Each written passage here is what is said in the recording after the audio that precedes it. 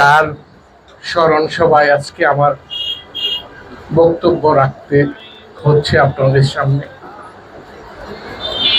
ও আমার সম্পর্কে মামাতো ভাই, আমার আপন মামাতো ভাই, কিন্তু ওর সাথে আমার বন্ধু সুলভ সম্পর্ক ছিল এবং বিভিন্ন সময় মাছদারের উন্নয়ন কল্পে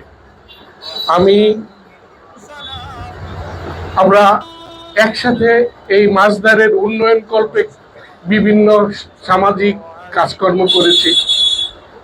এবং আমার মনে পড়ে, আপনারা হয়তো জানেন না, শুরুতেই আমি বিভিন্ন অনুষ্ঠান যখন শুরু করতাম তখন ওনাকে সভাপতি করলে উনি বলতো, তুই আমার সাথে যদি সাধারণ সম্পাদকের দায়িত্ব পালন না করো তাহলে করব। আজকে আমি চলে গিয়েছি প্রায় 25 বছর বাংলাদেশ থেকে, আমি সুদূর আমেরিকাতে থাকি। আপনারা হয়তো জানেন না, আমি আমেরিকাতে 25-26 বছর থেকেও আমেরিকান হইতে পারি নাই।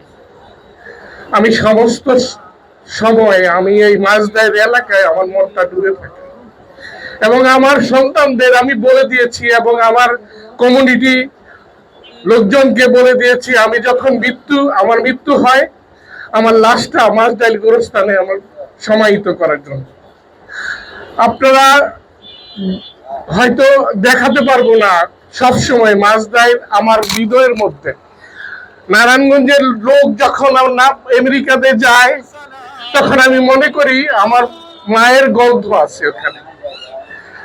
আমি সব সময় এই মাছদার এলাকার লোকজন স্মরণ রাখি। আপনারা জানেন আমার এলাকায় আমি আমেরিকাতে, উত্তর আমেরিকাতে নারায়ণগঞ্জ জেলা সমিতির সভাপতি।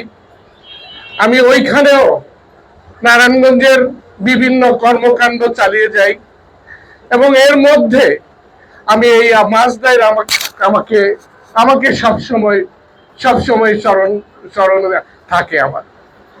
আজকে আমি গত রোজার 15 তারিখে টিকিট করছিলাম, আসতে পারি নাই যুদ্ধের জন্য। আসলে হয়তো আমি তার শেষ দেখাটা দেখতে পারতাম।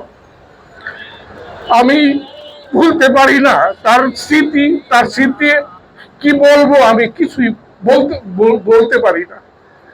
সে আমার কি যে ছিল। আমি জানি এই এলাকায় যখনই আমি নারায়ণগঞ্জে আসলে প্রতি সময়ই আমার সাথে তার বিভিন্ন সম্বন্ধে আলাপ আলোচনা হয়। আমি বিগত লাস্টবার যখন এসে গেলাম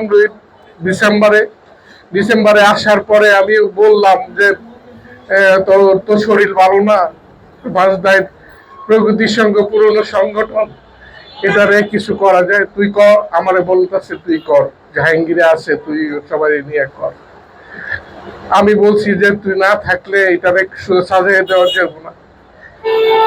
এরকম অনেক কিছু স্মৃতি তার সাথে আমার। আজকে আমি বলবো, আপনারা অনেকে তার সম্বন্ধে বলছেন এবং বলছেন যে তার আত্মার মাগফিরাত কামনা করছেন এবং তার ভুল ত্রুটির জন্য আপনারা ক্ষমা চেয়েছেন। আপনারা সব